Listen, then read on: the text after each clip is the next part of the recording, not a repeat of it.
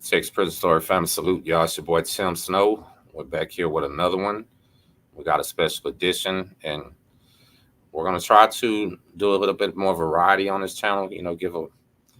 Give a few more point of views other than what I've done and what my friends do. A little more experiences, and as y'all know, I prefer to deal with people that are kind of past this stuff in their life, and they can kind of look back on it right without being a bad influence and all this. So we're pretty proud to have this guest right here, Miss KD. I'm gonna let her introduce herself, y'all, and tell you where she's from and everything, and then we'll get into it. So hi y'all. I am Katie. I am currently the president of Redeeming Justice Incorporated. We're a nonprofit for prison reform.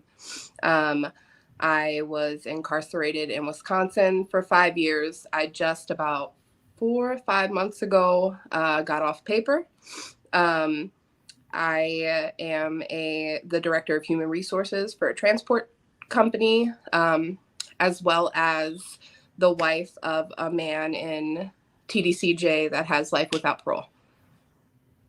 Wow, so that's a good introduction for this channel. That sounds about perfect. Congratulations on getting off the papers. I know that's a great feeling, isn't it? It sure is. It sure And is. Having to look over your shoulder all the time is, you know, a good feeling. I did the first year or two of this channel still on paper and violated it right and left, having contact with all kind of inmates. I had Mr. Larry on a life sentence sitting in my room with me. Like I just didn't tell him about it. You know what I mean? So I know how it feels when you get off. And so here's the thing, right?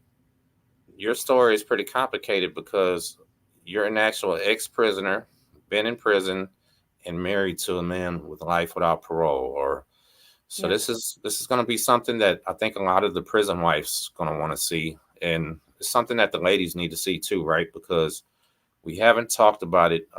Shout out to people. She came on the other day, but we haven't talked about it too much. That these people have something for you women out here too. When you're acting up, you're acting bad, all that type of stuff. So first, I wanted to ask you that question, and you said you went to prison in Wisconsin, right? Mm-hmm. Do Yep. they have a? Do they have a? So I'm gonna assume my Texans ain't too familiar with it. Is their prison system big, or what size is it related to Texas? So I'll tell you this. We have two men's prisons and two women's prisons. Wisconsin is just not um, the population of prisoners is so minor. A lot of the people we have here are farm boys. They do their dirt in the farm, and nobody. We have a lot of reservations. A lot of Indian reservations where there's not much. Not many people go to jail.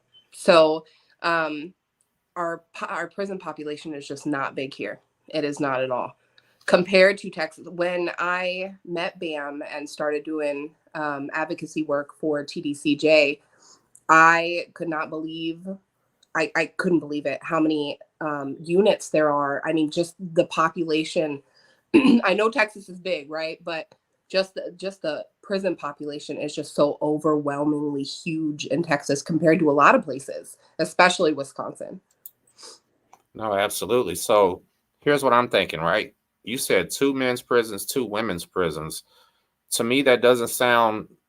That sounds kind of dangerous because listen, in prison system in the state of Texas, it's nowadays it's a lot harder when people have tablets, cell phones, communications. But when I was in previous years, the system was so large, it was possible to just disappear, like go to a new unit. There were men that would go to a new unit to start a new life on there. They might have been somebody's punk on one unit, come over there acting tough, or vice versa. You know what I mean? Mm-hmm.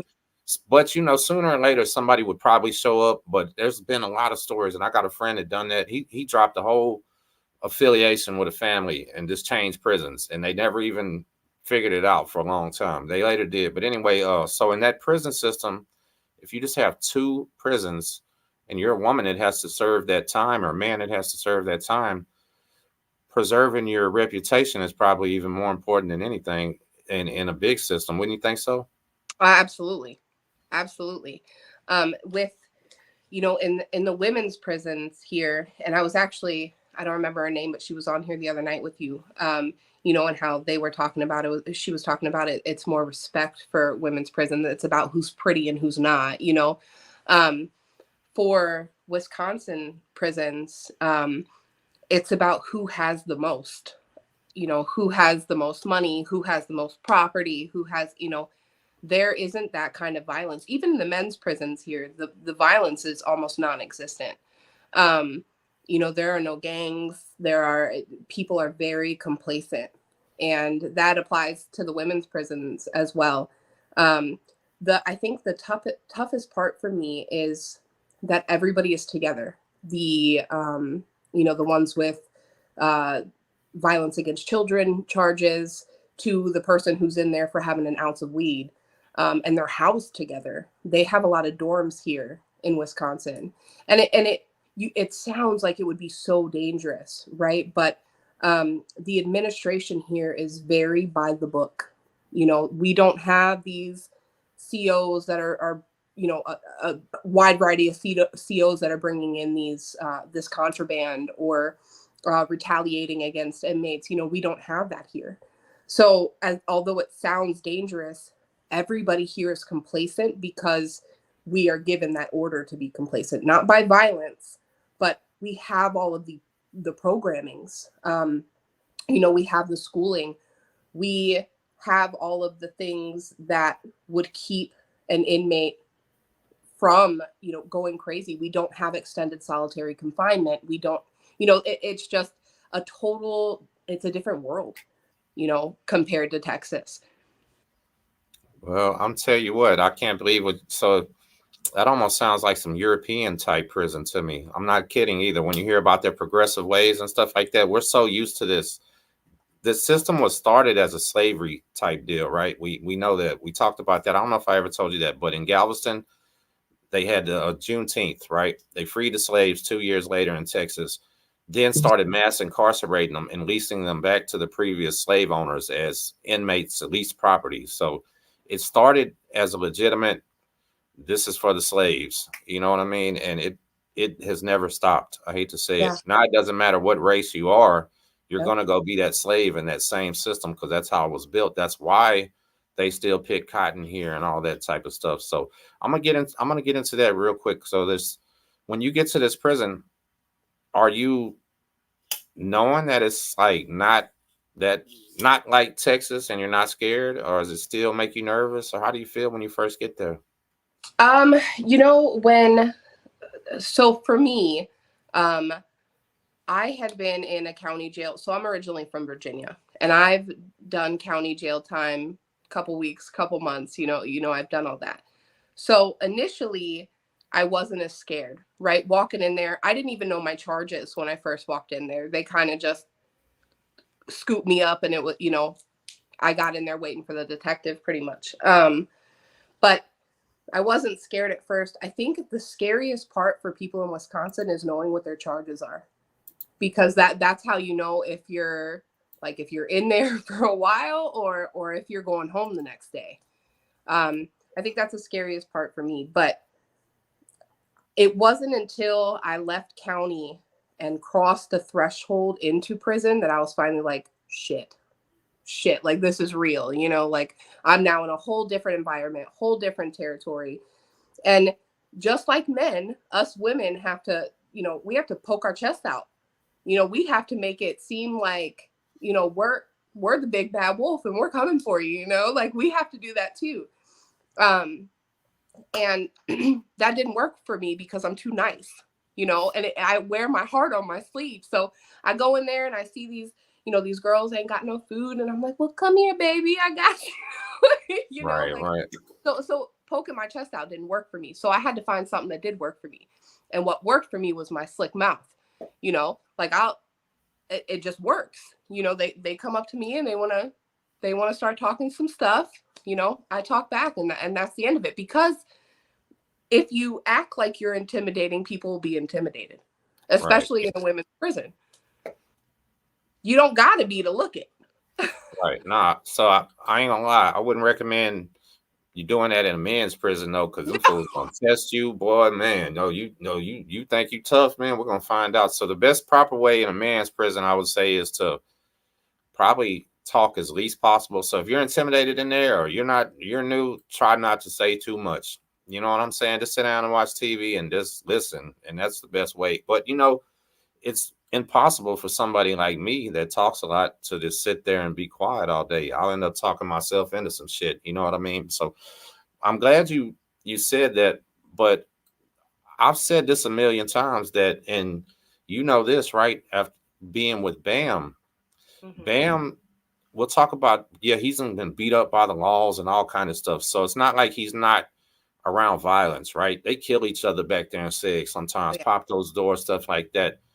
But it's the experience of being away from home. It's the experience of losing your freedom, being trapped in a place where you don't want to be, having to be with people that you don't like. It's not about getting beat up. It's not about getting stabbed. It's not about that life, right? It's about missing your mom, missing your soft bed, missing your kids if you have them, missing your dog that you left at home. You know what I'm saying, man? When I was in CDC, I had to leave my black lab that I used to call Tim Jr. with my mom. And I would lay in my bed at night sometimes be like, man, I wonder what my dog is doing. It's like, I know Oh, that sounds weird, right? But I love TJ. That was my boy. Everybody know when I was riding around hustling and doing wrong, I used to keep him passenger with me. And you could not even approach my car coming by the window. He was like my little bodyguard. You know what I mean? So it's a lot of that. And how did when you first get there and you feel this emotionally, right? How does it feel to sit down and know, man, I might really be here for some years, or I am going to be here for years? How does that tell them how that feels? so something not many people know about me is I went to prison pregnant. I had my youngest daughter in prison. Um, and I think, having her, being pregnant with her, that helped my emotions a little bit because I felt like I had her, right? But after I had her, and I remember coming back after, they gave me the 2 days out, and I came back and they let me bring pictures. And I don't remember that night at all, but I remember the next morning waking up and all of her pictures were surrounding me while I was in bed. Um, I I think for me, because I also had my oldest daughter at home, um, going to prison and leaving them was what did it for me. I realized, like, once I crossed that threshold, that I was never coming back here. I was never coming back here because leaving my kids was the worst pain I could have gone through. I didn't care about the man that got me there in the first place. I didn't care about anything else. I just cared about not coming back. Um, but I went to prison with an armed robbery charge, and because I wouldn't give information on the man that I went to prison with, I was really scared they were going to throw the book at me. Just because they could, because they can. So you know, going to prison and knowing that, I knew my mom didn't have money. She couldn't put money on the phone for me. She couldn't send no money for me. I wasn't going to be able to see my kids. I was 2.5 hours away. I went my whole bid only seeing my kids twice. So that was just a really hard slap in the face, a reality. That nobody wants to deal with, right? Nobody wants to deal with that reality. But when you finally have to, that's your make it or break it moment right there. Like, if especially if you have kids, like that's when you realize, okay, either I'm going to get my stuff together and I'm going to fix myself and change my life, or I'm going to continue to come back here and feel this same pain every time I cross this threshold. So let me ask you something, Mom. How often in this prison do them kids cross a mom's mind? Oh, they don't it doesn't stop. Doesn't You start making artwork, you get all your art supplies, right? And you start drawing stuff, and the first thing you can think of is, man, my daughter would love this. Or you're walking to chow and they have a cake on the plate and you're thinking, man, I wish I could share this with my baby right now. you know there's just that they don't stop crossing your mind, and that's what makes the time so much harder as a mom. Just knowing that your babies are out there and your babies are missing you and they're wanting you, and there's nothing you can do because you done screwed up and caught a case you know yeah. So when I know I wanted you to say it, right? I've never asked a person in there, and most of the guys that I know probably weren't missing their kids. They were probably glad that they weren't having to take care of them. I hate to say that, it's a fucked up reality, right? But I have seen a few men that I could just tell it was eating them alive. My friend Ty White, he would get on the payphone every night, help his kids do homework on the phone. He would tell them stories, like little kid stories, and just tell them how much daddy loves them, and he's still at work. And he had a 20-year sentence with no parole. Oh, Like, I just wonder one day, or if by now have them kids learned, you know what I'm saying? Are them kids so the kids are probably going to go through a stage where they're angry about him lying and then get later and understand and be glad he did. You know what I mean? So it's rough though. But I just want to say, Ty White, when I was with him, probably been down 5, 6 years, and I don't think his kids had ever seen him because they would have known where he was. You know what I mean? So that shit was rough. And what you're telling me is why I try like hell to stay out of trouble these days, man. I don't want to be that one. And so obviously that's the hardest part about your bid, I would think. Was that the oh, hardest part? oh, it absolutely was. The rest didn't bother me. The seg trips, none of that bothered me. The only thing for my whole bid that bothered me was that I wasn't with my babies. And you have to think at the same time, because I went to prison pregnant. After I had her, I had major postpartum depression. I had um, my brain just did not work right. You know what I mean? Like, it didn't work right after that. Oh So no. missing them was all I had. I did see a comment though, and it said, "Do you get to have your kids now?" Um, I got my custody back of both of my kids within the first week of me being home. So I I worked I worked my ass off. I got my GED in prison. I did some college courses. I wanted to make sure that I set myself up for success, because I knew that when I got home, I was going to come home fighting, and I was going to get my babies.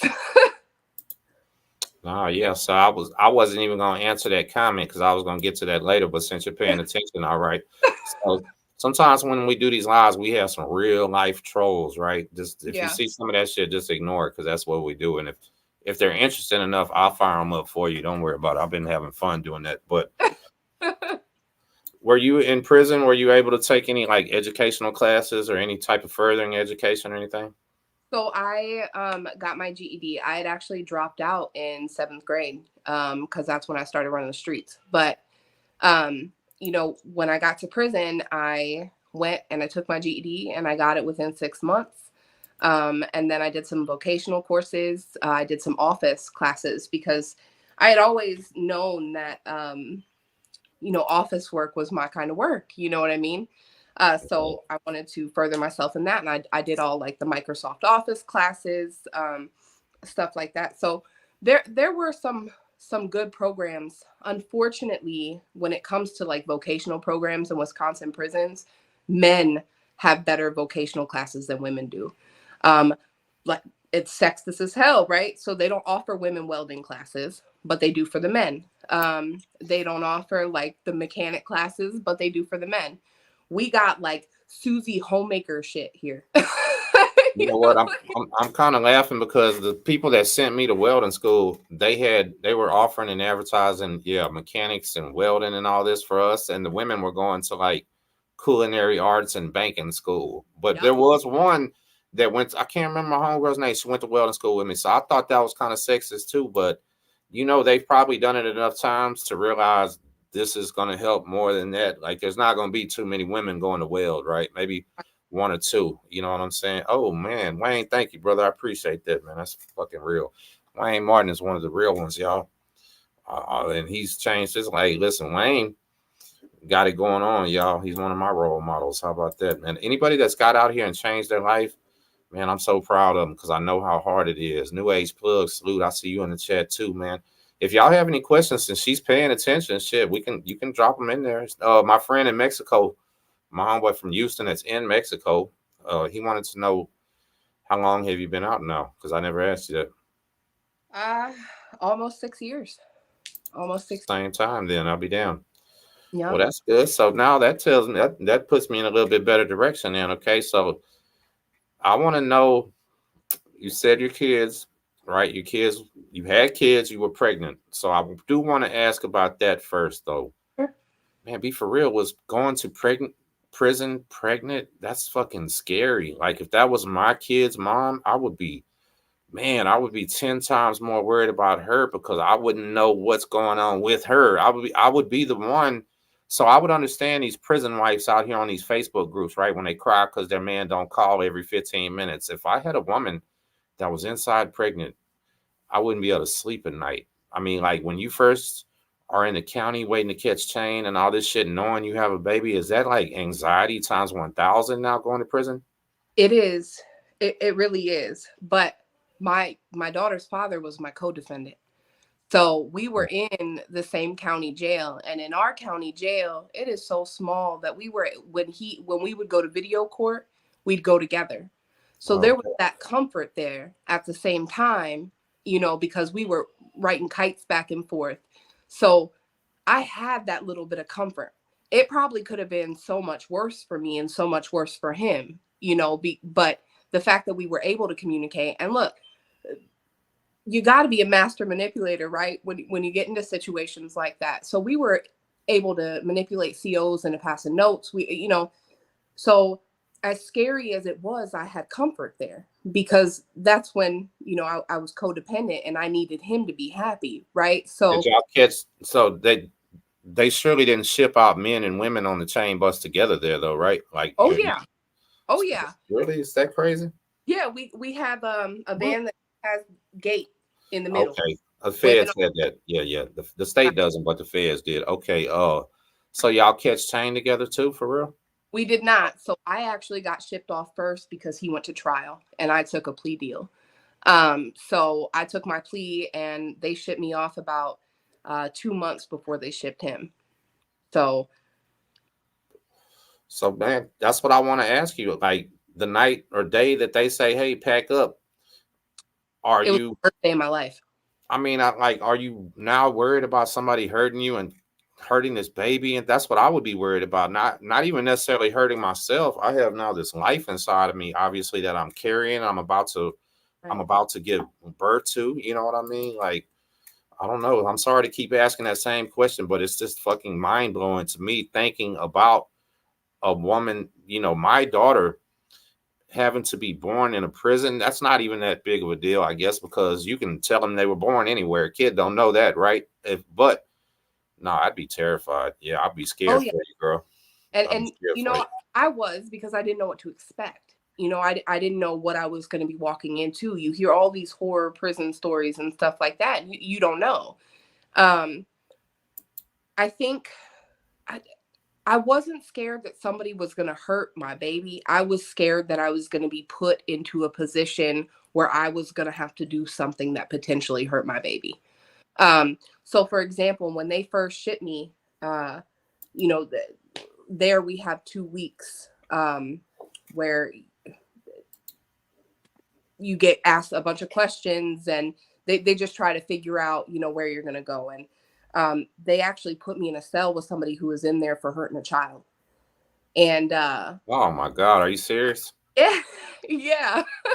So, Man, so that's for tough. me, when I finally crossed that threshold, I walked into that cell, and the first thing I had heard on the when I caught chain was, "Don't ask nobody what they're in there for." Right?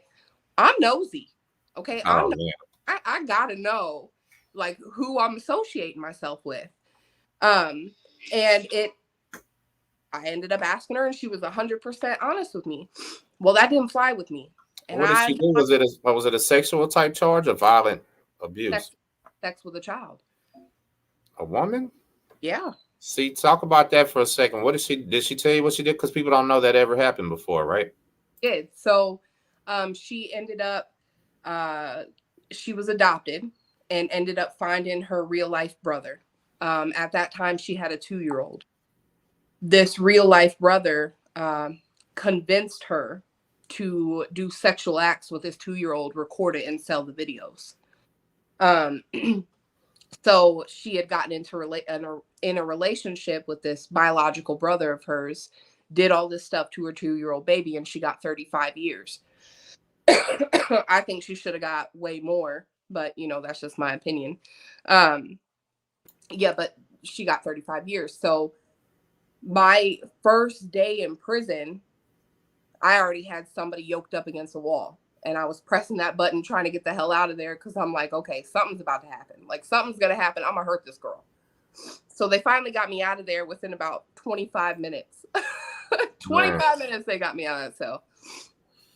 So listen, man, that's one of the craziest. I've heard of stories like that before, but I've never met anybody that knew somebody that did that. Like, I mean, with the woman participating. So they need to get the exact same thing that man needed to get. Both of them probably should have been life sentences. Yep. That's such a in Texas, we got aggravated crimes and shit. That's 10 times beyond. That makes me sick, man. I ain't lying. That's fucking gross. It is. So so somebody in the comments, two questions, right? Siobhan wanted to know, was there any aftercare and how long did you get to keep your baby with you? And then the fuck else did they ask? They asked something else I can't even remember now. She's did 5 years. That was the question. Anyway, did you get to keep your baby with you, or does they rip it away right away? So I had a furlough. So they gave me a 48-hour furlough, and it was 48 hours after my water broke. So basically, my water broke, and it still took me 13 hours to have her. So I got like a day and a half with her before I had to go back. And the crazy thing is they trusted me to get a ride back to. They maybe go back to the county jail and then they ship me back, obviously. But they trusted me enough to get a ride back. And I'll tell you what, from the moment I walked out of that hospital till the moment my sister got me back to the front doors of the county jail, all I could think about was, if I ran now, and you don't. A lot of people would say, well, that's stupid. You only had this much time, But I also just gave birth to a baby that I just had to hand over to my mama. Man, listen, so, I'm sorry, I don't mean to interrupt, but you're talking postpartum. We're talking about every woman. And salute to my brother Wack Deuce right there, San Diego. I love you, bro. Every woman that just has a baby is already going to have these weird hormones, emotions going on 90. I don't know if postpartum sets in the instant you have your baby. I think it comes in, like, works its way in, don't it? But anybody's going to be an emotional wreck. You already missing kids, have to give a kid. Mm-hmm. Man, do you know this might be the hardest prison story I've ever heard right here? Like, because as a dad that loves my child, I mean, I swear to God, this is where we talk about it's not always about the violence. It's not always about that, y'all. It's about not living life no more or having to do shit like this. And so thank God that I didn't have a child when I was in prison, because that would have made me nuts. I would have been one of, man, I see now why so many men that actually do love their kid. A man in prison, it's against the rules for him to talk to you about his kids, right? That's not going to happen in a Texas prison. You might know a man 30 fucking years and he might mention having a kid or something if he's going to visit, but there's very little talk here, at least around me and how we were, of the free world, because some of these men never going to see the free world again, right? So that's just kind of like a subject you don't talk to. So I bet you there were a lot more men in there that were aggravated about their children. I just didn't know why they were aggravated, because they don't say it. You know what I mean? Well, I'm walking around this bitch just in my own zone. They got shit going on, and that's tough. So yeah, I have to say it. I think that's really the hardest part. So when you get postpartum depression and your child's not even with you, what is that like? I think that is just the worst pain. When you get postpartum depression, when you have your child, people say, postpartum depression is what causes them to want to hurt their child, right? Like that, people say that that's a thing for postpartum. When you don't have your child, all you can think about is ripping your own heart out of your chest because it already hurts anyways. You know what I mean? All you can think about is how you're going to hurt yourself because you did this. You did this to yourself. You did this to your children. So it's no longer, that kind of postpartum that says, tell this baby to stop crying, throw this baby against the wall, which a lot of women say that's part of that. But when you don't have them going through postpartum, everything hurts. Everything. I mean, your heart, you can't think straight, you can't talk right. Like everything, every part of your body hurts consistently. And I think that it's just pain. Like there's no other description for it. It's just pain. Right. I mean, this is making me sad. If you want to know the truth, this sucks. This sucks bad, right? But we have a happy ending, y'all. So just stay tuned and bear with us, right? So let me ask you this: how long did that? I know you're not never going to cheer up or get happy, but how long did that last till you started feeling like, hey, I know I'm going back home. This gonna be okay. My baby's probably with somebody that's loving her right now, hopefully like hell. And how long did that till you just got back to normal? Did you even get back to normal? 3.5 years until I felt any kind of normalcy. Until I could go outside in the rec yard and walk. Until I could start drawing again. It took me 3.5 years of sitting in bed and crying and crying and crying. Um, So are the women around you though, I'm pretty sure these women are understanding though, right? Because in a men's prison, let me ask, I'll say in a men's prison, if you lay in your bunk all day, you don't come out and participate, they immediately call you soft. They call you weak. They're like, oh, he's a hoe right there. He can't, he don't even want to come out.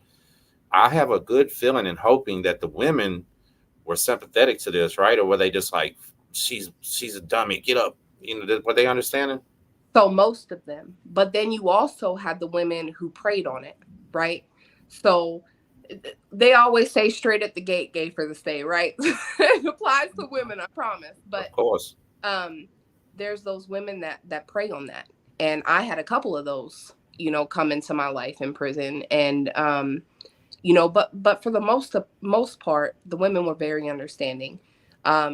They would always include me in the things that they were doing. If they were making a cake or they were doing something like that, somebody'd always bring me a piece. And I think that was very humbling in my experience.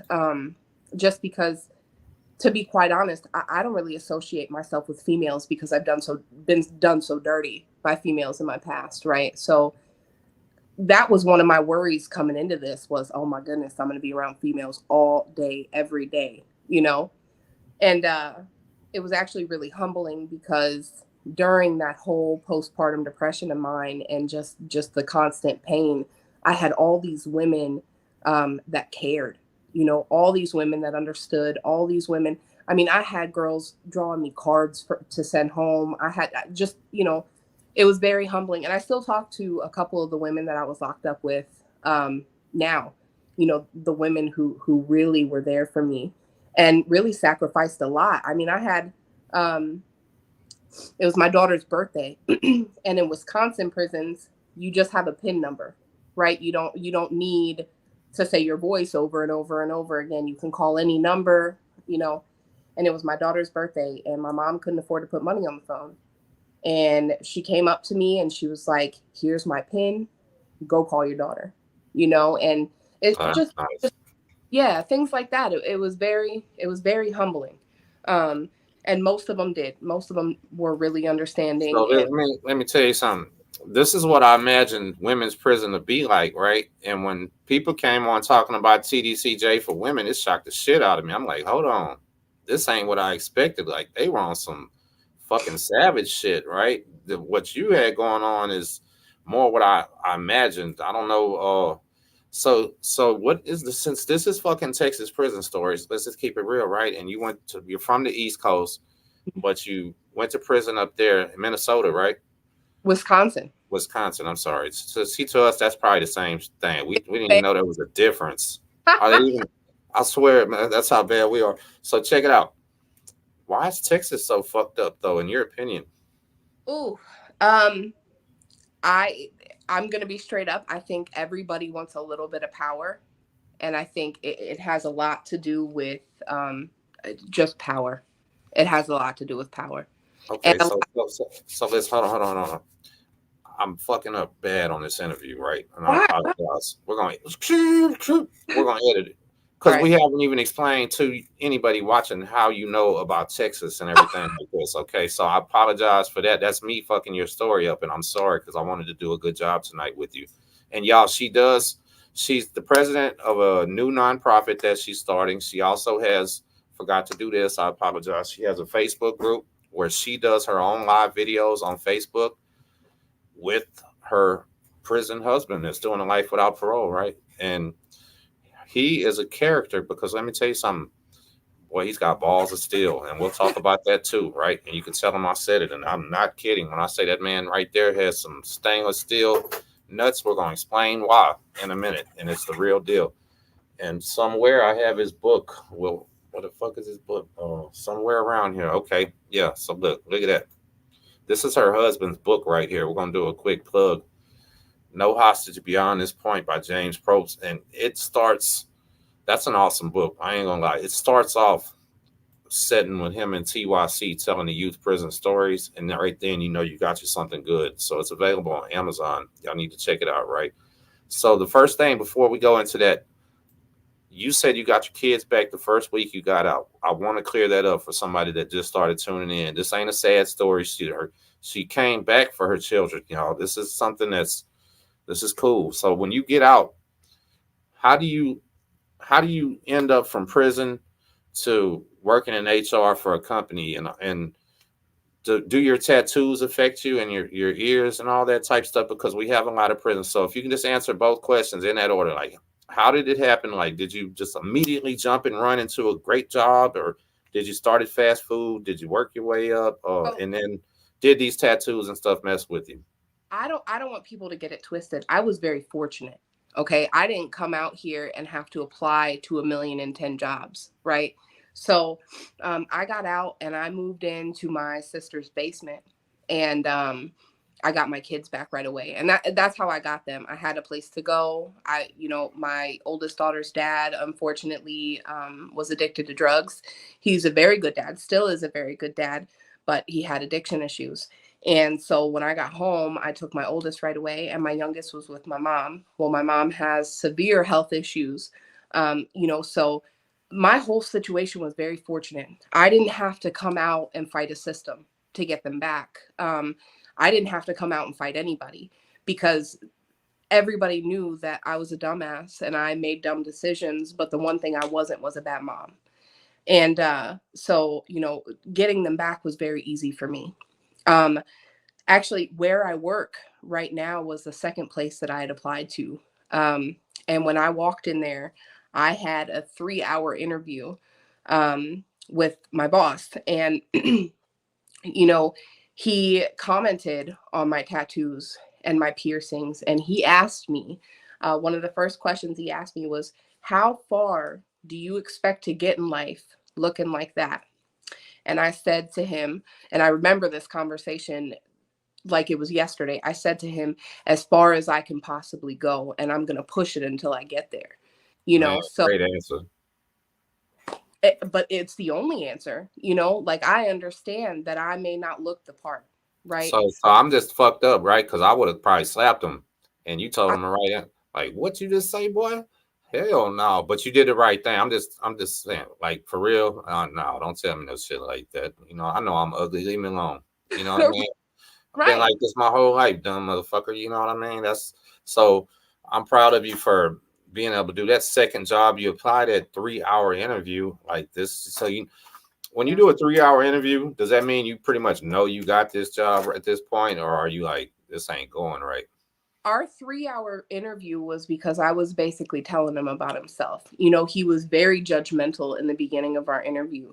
Um, and I am a very outspoken person. Now, mind you, I have my days where I'm in between. Like one day I'm very outspoken, the next day I am a recluse and I don't want to talk to nobody, right? But this day I was like, oh, hell no. First off, I just got out of prison, like you're not going to sit here and discourage me from doing what the hell I have to do. So that's basically what I was telling him. And I told him, I said, if you give me a chance, I promise you in 2 years, you won't regret it. We started off as a small company with 15 vehicles. Okay. And when I started my employment there to now, we are now a company with over 60 vehicles, and I've landed about 16 of our accounts. So he doesn't regret it. And that's one thing that I needed to make sure that when I said to him, If you give me a chance, you're not going to regret it. I made it my goal to make him regret telling me that in the first place. Right. You know? Right. So, I mean, man, yeah. So that's a question I wanted to ask you because I just did that video talking about employment and jobs and stuff like that, and we had two guests back with tattoos on his face and stuff like that. People were judging him really, really hard. You know what I mean? But I was hoping that you said that it wasn't a big deal, but he did bring it up, right? Because I know in my line of work, anybody can deliver dirt, anybody can go dump trash, anybody can drive these trucks that I'm doing. So that's not really a big deal, and why I actually recommend so many ex-cons to drive trucks. You know what I mean? Everybody isn't as judgmental. Maybe they'll talk about you a little bit behind your back, but you'll still get the job. You know what I mean? So that's dope. I ain't gonna lie. So we're not gonna get a lot into your private life, and your boss is probably gonna see this and call you into his office tomorrow. Oh, I'm That's waiting for it. I'll share it with him once it's over. it's gonna be hilarious, right? I know. Tell him, man, hey, I'm moving. I need to move and get me a job is what I need. I'm tired of living around here. Yeah. For real. That's one of my goals is to start in Texas. I want to. I made a proposal for him about opening something in Texas, so I'm hoping that comes into fruition. That doesn't work. I'll come do HR and you can come drive my dump truck. That'll be cool too, right? Get closer to BAM. So all right, here's where we get into the part about Texas prisons, y'all. And this would probably be a part 2. I ain't gonna lie, right? And maybe I'll do something like this. Now, this woman here has a husband, is serving life without, I'm just gonna keep it honest, serving life without parole. He's in segregation right now for life at this point. There's no way for him to leave segregation in an honorable prison way, right? I know that sounds silly to free world people, but Right. so unless he wants to do something that he doesn't want to do, or ends up later changing his mind or something like that, some people do. He might just be there till the day that he dies, or might not, right? But he does have life without parole. They're working on an appeal type situation and stuff, but so we're not going to talk about that type of case. But she talks and she's in close communication with him daily. All right. And she is probably the most in touch person. You're the one that I know that talks every single day to somebody on McConnell unit for sure. Before that, Bill Clemens. You know what I'm saying? We're talking about these crazy ass prisons, all this wild ass shit, right? First, can you tell me when you first got involved with BAM? All right. And we do have videos on here with BAM. That is his book. Hold his book up again. Can you hold it up?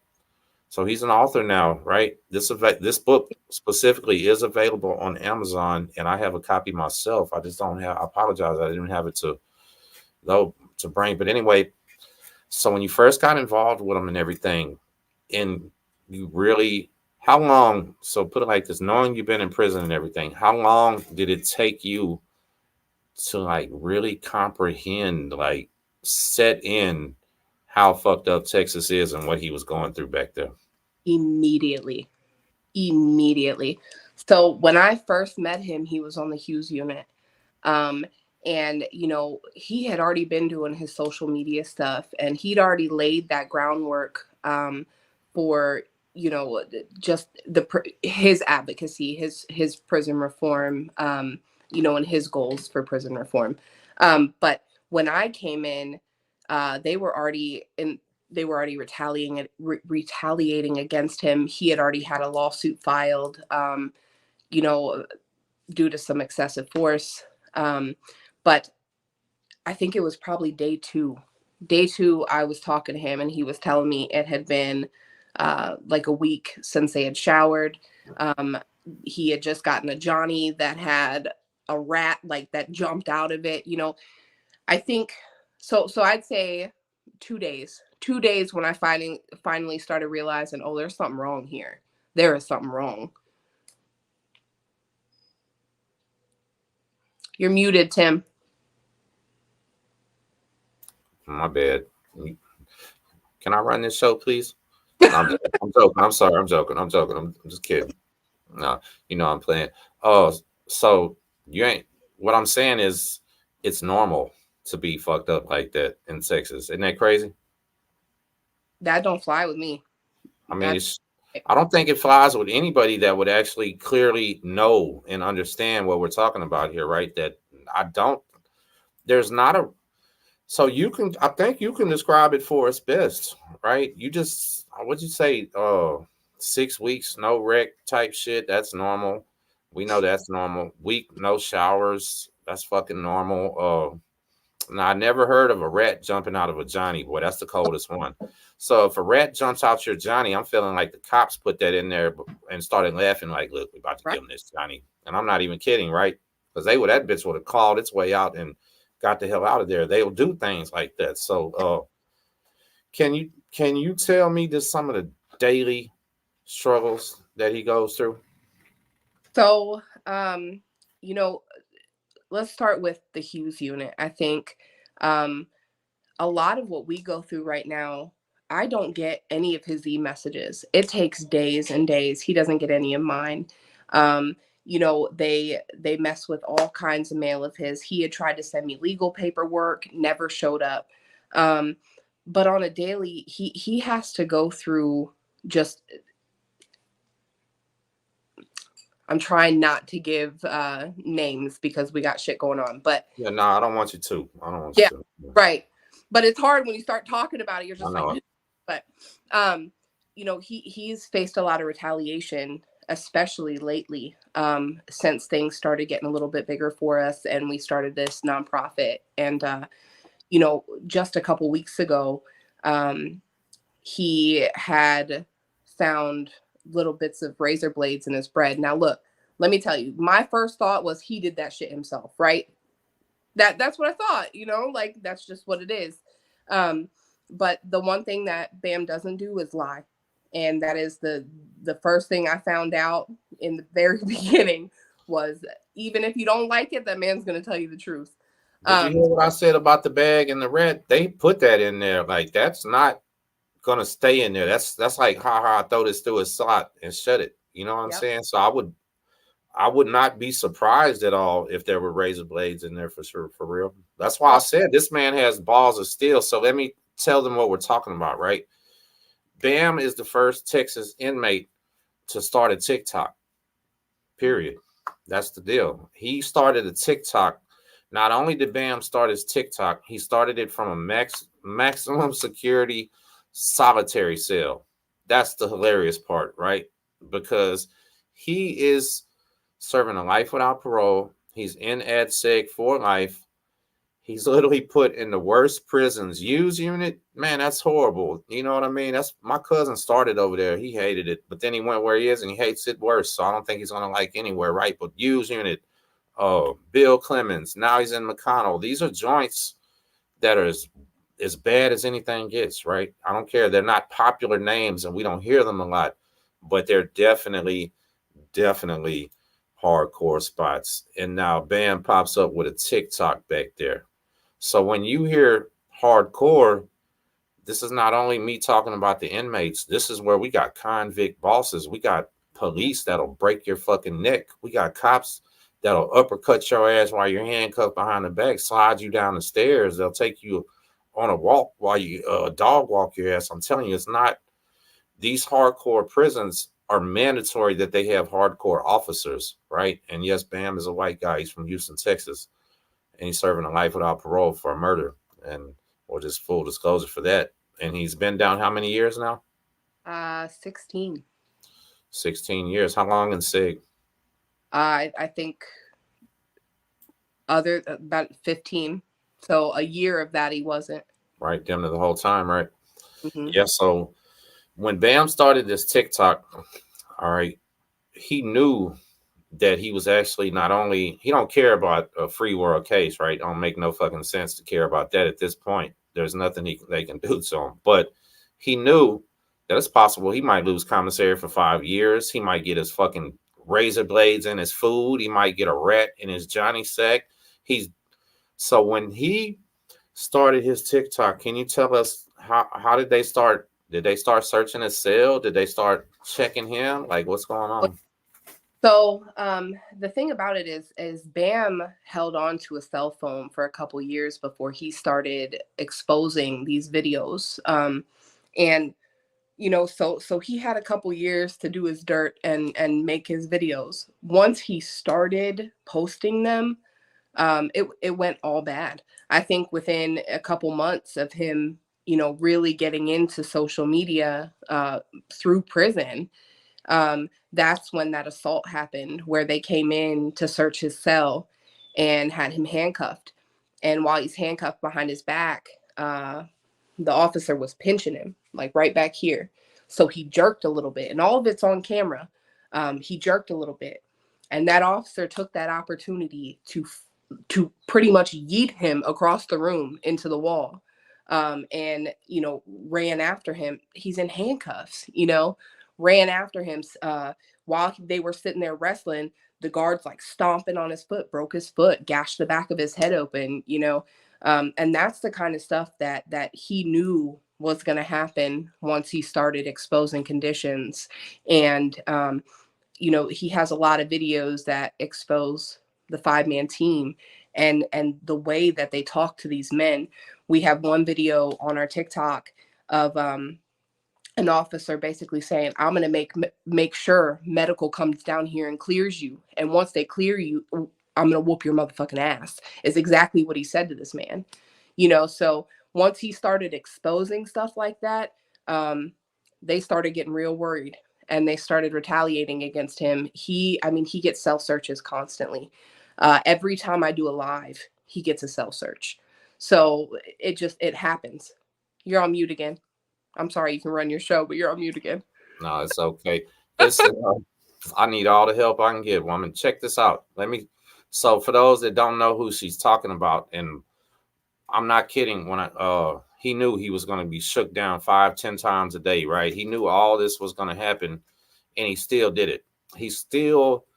So Bam has said with his own words, right, that he knows he's fucked, but he's trying to help everybody else's family members down there. That's period. That's all he's trying to just show the system, right? I wish I had that video of him with the bird that I could play. That would be so dope. He literally had a pet bird in here, like all kind of stuff. But let me show him something. All right.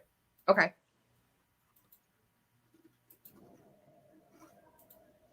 What's up? Just wanted to hop on here for a second, give y'all an update. By the time y'all receive this video, I have officially been shipped off of the Bill Clemens unit here in Amarillo, Texas. They found a way to ship me, man. And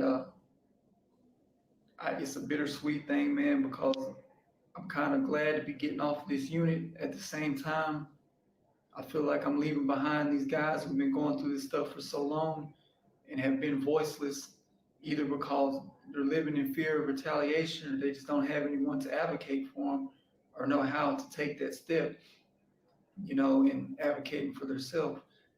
And so, yeah, it's a bittersweet thing, man, but I feel that a tactical retreat is not a surrender. The fight must go on. And I encourage each and every one of y'all who have loved ones who's housed on the Bill Clemens unit to tell your loved ones when they're subjected to these type of abuses to reach out to y'all, man. We need to come together and do something because